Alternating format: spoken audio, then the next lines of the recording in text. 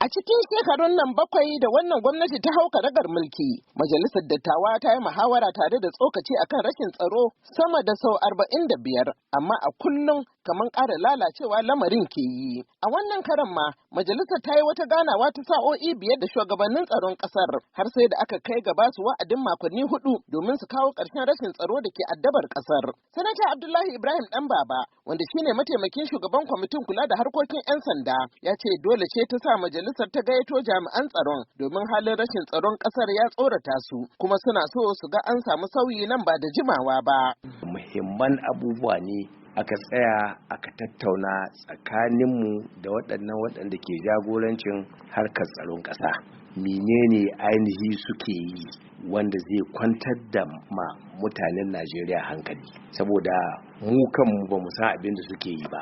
Ganin cewa an jima ana irin wannan ganawar amma lamarin sai ƙarin rancaɓewa yake yi, ya sa mai fashin baki a al'amuran tsaro, Kyaftin Aliyu Umar Babangida, yin tsokaci da kakkausar murya. In muka duba abin sake gano cewa ai ba yau muke jin hakan ba. An saba ana zama da su a ce an ba su lokaci kaza, an ba su lokaci kaza, kuma a ƙarshen ta kuma ba a ganin wani sauki, kuma ba a ganin wani cin gaba. Sabida haka ni mamaki na yanzu ko kuwa tambaya na yanzu shine abin da aka kasa yi cikin shekaru 7, lallai za a iya yin su cikin makonni 4. Haba, wannan in dai maganar gaskiya za a bi, gaskiya wannan makonni 4 dai za a ce dai mu dai sa ido muna kallo, amma makonni 4 nan ban tamani cewa mutanen da suka kasa kalmasa abu cikin shekara 7 za su iya yin ta cikin makonni 4 ba.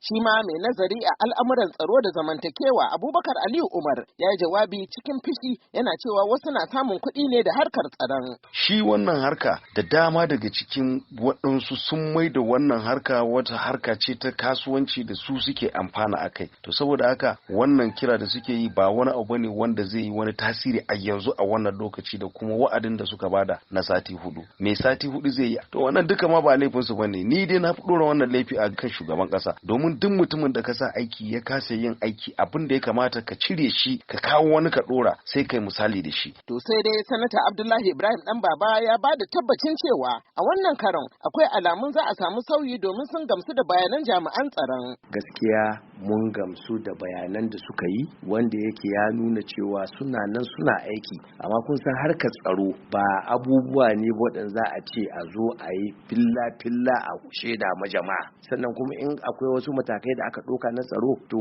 ke ga ba su zama harkar tsaro ba in aka zo aka fara fallasawa a gaya mutane ga matakai waɗanda gwamnati ta ɗauka. Abin jira a gani shine irin matakan da jami'an tsaron za su ɗauka da zai kawo sauyi a lamarin tsaron cikin gaggawa. Madina Dauda, muryar Amurka daga Abuja.